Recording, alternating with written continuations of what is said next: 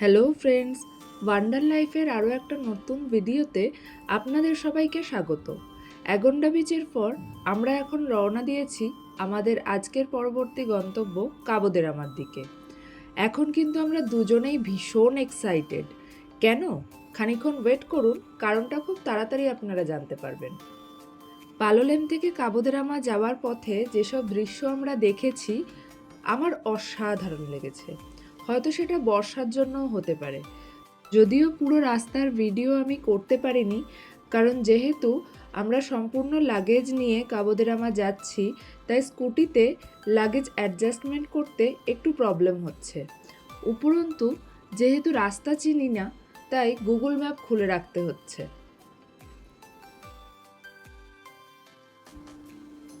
আমরা প্রায় পৌঁছেই গেছি। সামনে যে রাস্তাটা দেখছেন, বাঁ দিকের রাস্তা চলে গেছে কাবোদেরামা ফোর্টের দিকে, আর ডান দিকের রাস্তা গেছে বিচের দিকে। এখন আমরা যাব ডান দিকে, কারণ এই দিকেই আজকে আমাদের স্টে। হয়তো এখন আপনারা গেস করতে পারছেন আমরা কোথায় থাকব। আর এই হলো আজকের আমাদের ড্রিম লোকেশন, ক্রাফটেলসের অব্রিগাডো। হোটেলের ঠিক সামনেই আপনারা পেয়ে যাবেন 2 হুইলার আর 4 হুইলারের জন্য ওপেন পার্কিং। আর এদিকে একটি সুন্দর দোলনাও আছে, যেখানে বসে চাইলে আপনি ছবি তুলতেই পারেন, তবে এখানে সুইং করা কিন্তু অ্যালাউড না। সাউথ গোয়ার অন্যতম বিশেষ জায়গা বলা হয় কাবোদেরামাকে। এটা আমি আগেই শুনেছিলাম, কিন্তু আজ নিজের চোখে দেখলাম। হোটেলের বাইরে থেকেই যে ভিউ আর সমুদ্রের যে কালার দেখলাম, তা এর আগে কোথাও দেখিনি। শুনেছি কাবোদেরামায় সূর্যাস্ত দেখা একদম অন্যরকম অভিজ্ঞতা। তবে সানসেট হতে এখনও দেরি আছে, তাই আগে রুমে গিয়ে লাগেজ রেখে আমরা বরং ফোর্টটা দেখে আসি। তবে আজ একদম ঠিকঠাক টাইমে ফিরতে হবে, কারণ আমি এই সানসেট কোনোভাবেই মিস করতে চাই না। আমাদের চেক ইন অলরেডি হয়ে গেছে, চলুন এবার রুমে যাই। এন্ট্রি করতেই আপনারা দেখতে পাবেন রিসেপশন এরিয়া, আর তার ঠিক সামনেই আছে একটি বড় রেস্ট্রো, যেখানে কফি এবং স্ন্যাক্সের সাথে আপনারা সানসেট এনজয় করতে পারবেন। এই রেস্ট্রো সবার জন্যই অ্যাক্সেসেবল, তাতে আপনার এই রিসর্টে বুকিং থাকুক বা নাই থাকুক। চলুন তাহলে আপনাদের এই হোটেলটা একটু ঘুরিয়ে দেখিয়ে দিই, সাথে আমাদের রুমটাও। তবে এই রুমের ডিটেল ভিডিও আমি পরে আলাদা করে দেব। এখানে সিঁড়িটা কিন্তু বেশ খাড়া। নিচে নামলেই আপনারা দেখতে পাবেন অব্রিগাডোর ইনহাউস রেস্ট্রো। যদি আপনাদের এখানে বুকিং থাকে, তাহলে ব্রেকফাস্ট, লাঞ্চ, স্ন্যাক্স ও ডিনার আপনারা এই জায়গাতে এসে করতে পারেন।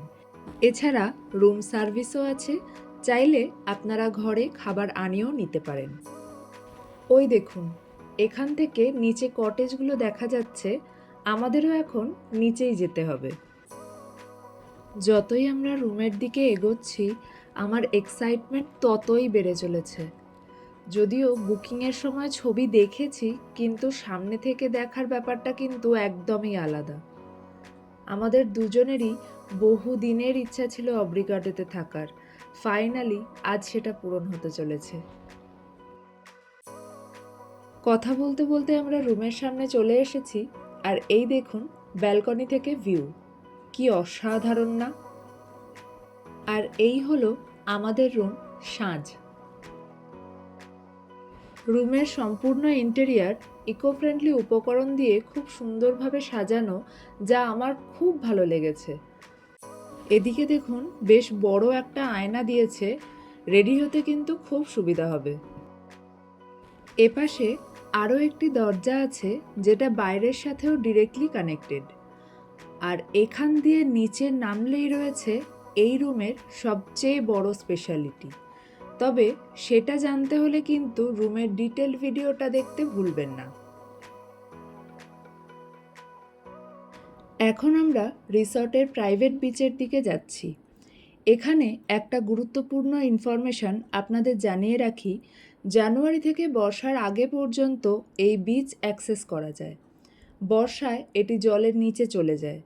এটা আমরা আগে জানতাম না, এখানে এসে যখন জানতে পারলাম তখন তো স্বাভাবিকভাবেই খুব খারাপ লেগেছে। কারণ অব্রিগাডো আসার আমাদের অন্যতম কারণ ছিল এই প্রাইভেট বিচ।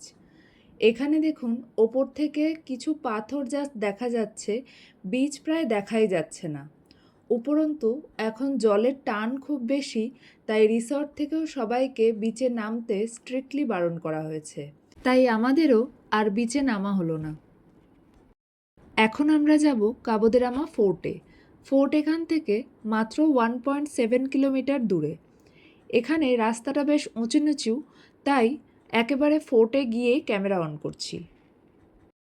আমরা পৌঁছে গেছি কাবোদেরামা ফোর্টে, আর ফোর্টের ঠিক সামনেই আপনারা পার্কিং পেয়ে যাবেন। কাবোদেরামা ফোর্ট সাউথ গোয়ার একটি অতুলনীয় ঐতিহাসিক স্থাপত্য, যা আরব সাগরের ধারে এক উঁচু খাড়া পাহাড়ের ওপর অবস্থিত। এর ইতিহাস প্রি পর্তুগিজ সময় থেকে শুরু হয়েছিল এবং পরবর্তী সময়েও এই ফোর্ট কিন্তু বেশ ঘটনাবহুল ছিল। চলুন তাহলে ভিতরে যাই। ফোর্টের ওপেনিং টাইম হলো সকাল 9:30 থেকে বিকেল 5:30। এন্টার করার সময় আপনাকে যে কোনো একটা ফটো আইডি প্রুফ দেখাতে হবে। এখানে কোনো এন্ট্রি ফি নেই, ক্যামেরা চার্জেসও নেই। যতটুকু জানতে পেরেছি এই ফোর্টের ইতিহাস বেশ ইন্টারেস্টিং। কথিত আছে বনবাসের সময় ভগবান রাম ও সীতা এখানে অবস্থান করেছিলেন। সেই কারণে এই ফোর্টের হিস্টোরিক্যাল সিগনিফিকেন্সের পাশাপাশি একটা স্পিরিচুয়াল সিগনিফিকেন্সও আছে। এই ফোর্ট 1763 সাল অবধি সুন্দা রাজাদের অধীন ছিল।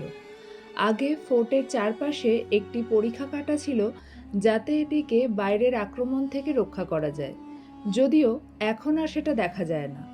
পরবর্তীকালে এটি পর্তুগিজ ও ব্রিটিশদের অধীনে চলে যায়। 19th সেঞ্চুরি অবধি এই ফোর্ট আর্টিলারি স্টোরেজ এবং পদাতিক সেনাদের থাকার জন্য ইউজ করা হতো। কিছু সোর্স বলে 1955 সাল অবধি কাবোদেরামা ফোর্টকে সরকারি কারাগার হিসাবে ইউজ করা হতো। তারপরে ধীরে ধীরে এটি পরিত্যক্ত হয়ে যায়। ফোর্টের ভিতর হিন্দু ও পর্তুগিজ স্থাপত্যের অনন্য মিশ্রণ দেখা যায়, যেখানে সেন্ট অ্যান্থনির একটা চ্যাপেলও ছিল, যেটা 1889 সালে চার্চে রূপান্তরিত হয়। সেন্ট অ্যান্থনিস চার্চের স্থাপত্য খুবই সিম্পল, তবে এর অভ্যন্তরে আপনি পুরনো পর্তুগিজ শৈলীর সূক্ষ্ম নকশা দেখতে পাবেন। যদিও আমরা যখন পৌঁছেছি চার্চ বন্ধ দেখেছি, তাই আমরা যতটুকু দেখতে পেরেছি সেটা জানলা দিয়েই দেখেছি। চার্চের বাইরে একটি ছোট প্রেয়ারের জায়গা আছে, যেটা গোয়াতে বেশ কমন। এর ডিজাইন অনেকটা কেভ বা গুহার মতো হয়, যেটা নেচারকে রিপ্রেজেন্ট করে। এর ভিতরে জেনারেলি মাদার মেরির মূর্তি থাকে। মানুষ এখানে মোমবাতি জ্বালিয়ে ফুল দিয়ে প্রার্থনা করে। এখানে এসে আপনি লোকাল কালচার ও ইতিহাসের এক শান্ত ও মনোমুগ্ধকর অভিজ্ঞতা লাভ করতে পারেন। চাইলে ক্যামেরাবন্দি করে নিতে পারেন আপনার প্রতিটি মুহূর্ত। এখন আমরা যাচ্ছি পেবেল বিচের দিকে, যেটা ফোর্টের ভিতরেই অবস্থিত। একে একটি হিডেন জেমও বলা যায়। চার্চ ক্রস করে জঙ্গলের ভিতর দিয়ে আপনাদের 5 মিনিটের একটা ছোট্ট ট্রেক করতে হবে। এখন সন্ধ্যার সময় এখানে বেশ ভিড়, তাই লাইনও লম্বা পড়েছে। উপরন্তু এই জায়গাটা এতই সুন্দর আর ফটোজেনিক, লোকজনও ব্যস্ত ফটোশ্যুট করতে। এবার আমাদের এই ল্যাটেরাইট স্টোনের সিঁড়ি দিয়ে নিচে নেমে বিচ অবধি যেতে হবে। সিঁড়ি এখানে বেশ খাড়া ও সরু, তাই সাবধানে দেখে দেখে নামতে হচ্ছে। এখানে পেবেল পয়েন্ট ক্যাফে নামে একটা ক্যাফে আছে, যেখানে চা, লাইম সোডা, ডাবের জল, ম্যাগি, পপকর্ন এইসব পাওয়া যায়। যদি আপনারা চান তাহলে কিছু সময় এখানে কাটিয়ে যেতে পারেন। এখানে আমরাও একটু রেস্ট নেওয়ার জন্য দাঁড়িয়েছিলাম। তারপরে ভাবলাম রেস্টই যখন নেব, কয়েকটা ফটোই তুলে নিই।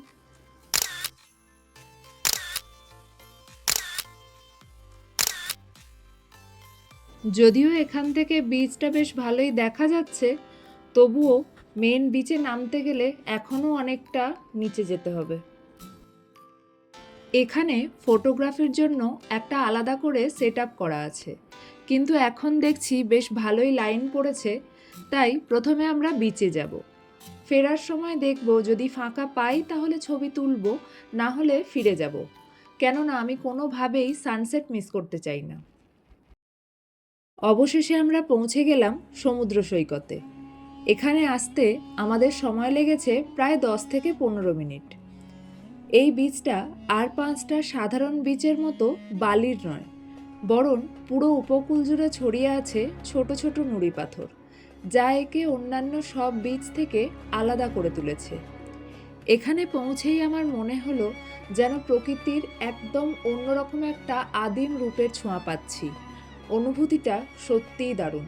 যদিও এখন ভিড় একটু বেশি, আমার মনে হয় সকালে যখন টুরিস্ট কম থাকে তখন এই জায়গাটা আরও বেশি সুন্দর দেখতে লাগে।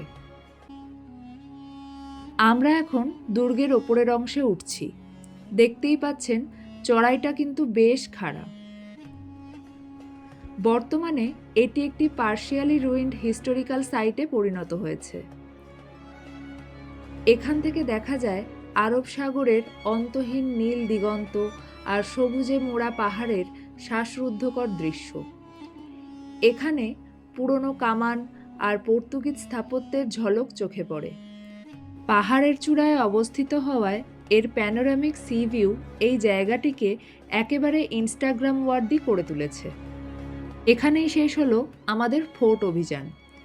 আজ এত হাঁটাহাঁটি করে আমরা দুজনেই প্রচণ্ড টায়ার্ড। এদিকে আবার বৃষ্টিও শুরু হয়ে গেছে আর আমাদের প্রচণ্ড খিদেও পেয়েছে, তাই ভাবছি বাইরে একেবারে কোনো স্টলে গিয়েই দাঁড়াবো একটু, তাহলে বৃষ্টি থামতে থামতে কিছু খাওয়াও হয়ে যাবে।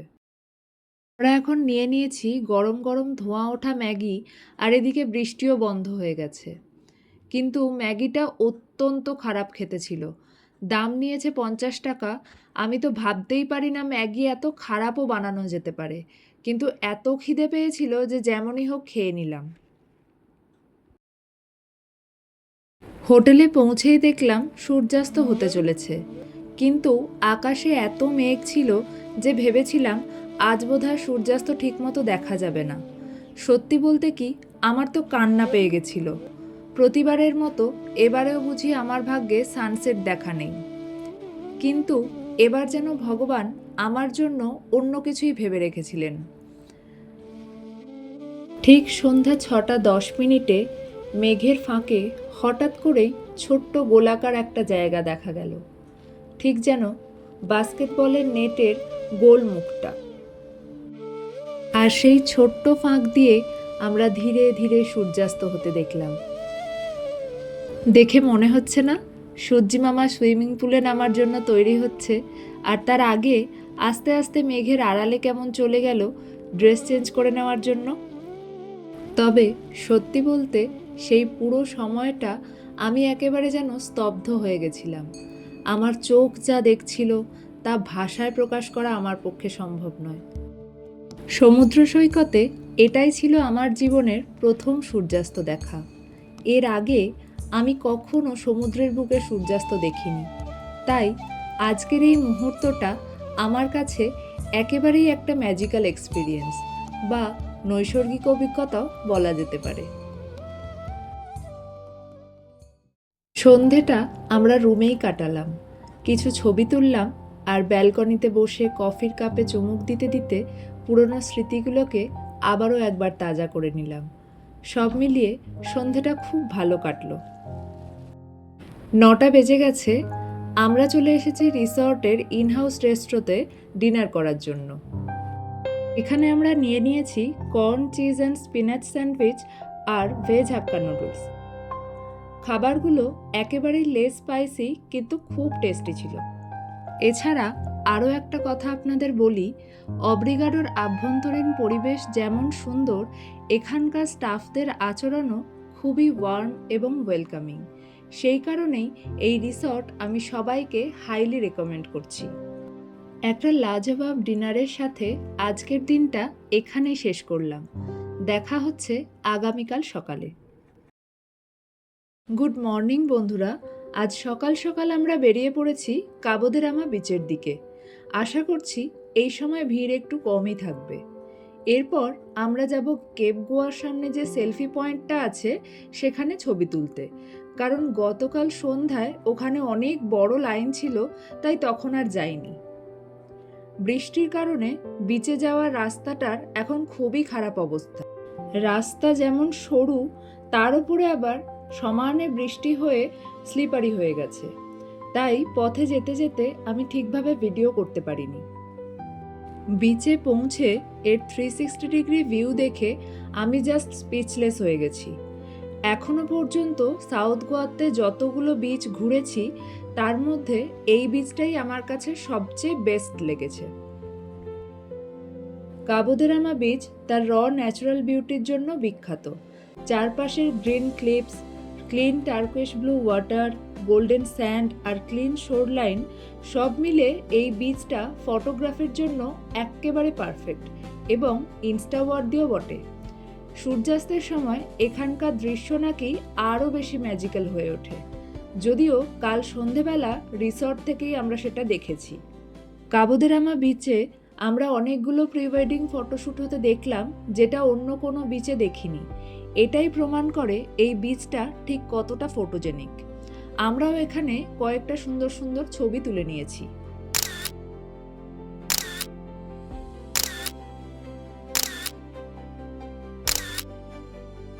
এখন আমরা যাচ্ছি কেপ গোয়াতে। আশা করছি এখন আর খুব বেশি লাইন থাকবে না।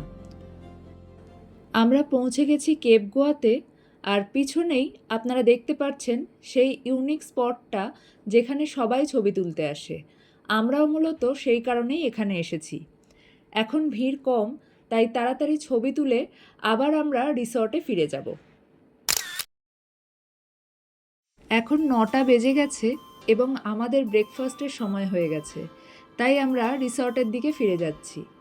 গতকাল রাতেই ডিনারের সময় ব্রেকফাস্টের মেনু কনফার্ম করে দিয়েছিলাম, আর এখন হোটেলে পৌঁছে ওদের সার্ভ করার জন্য বলে দিয়েছি। প্রায় আধা ঘন্টার মধ্যেই আমাদের খাবার চলে এসেছে। আগে আপনাদের দেখিয়ে নিই। এখানে আছে একটি কম্পালসারি ফ্রুট প্ল্যাটার, যার মধ্যে আছে কমলা লেবু, তরমুজ, কলা, পেঁপে আর আনারস। এখানে আছে চিকেন টিক্কা স্যান্ডউইচ, নিয়ে নিয়েছি এগ বেনেডিক্ট, আমার জন্য আছে পাইনঅ্যাপেল জুস আর অনেকের জন্য কফি। হোটেলে ফিরে আসার সাথে সাথেই আমরা জাকুজি রেডি করতে বলে দিয়েছিলাম, কারণ জাকুজি ভরতে প্রায় 1 ঘন্টা টাইম লাগে। খাওয়া দাওয়া শেষ করে ড্রেস চেঞ্জ করে চলে এসেছি জাকুজি এনজয় করতে। এটা আমাদের দুজনেরই প্রথম জাকুজির অভিজ্ঞতা। বাবলস নিয়ে বেশ খানিকক্ষণ আমরা খেলাধুলা তো করলাম, আবার বাবলস দিয়ে অনেকের দাড়িও বানিয়ে দিয়েছিলাম। সব মিলিয়ে দারুণ মজা করলাম। আজকের ব্লগ এখানেই শেষ করছি। এখন আমরা দুজন রেডি হয়ে গেছি, দেখা হবে আমাদের পরের ডেস্টিনেশনে।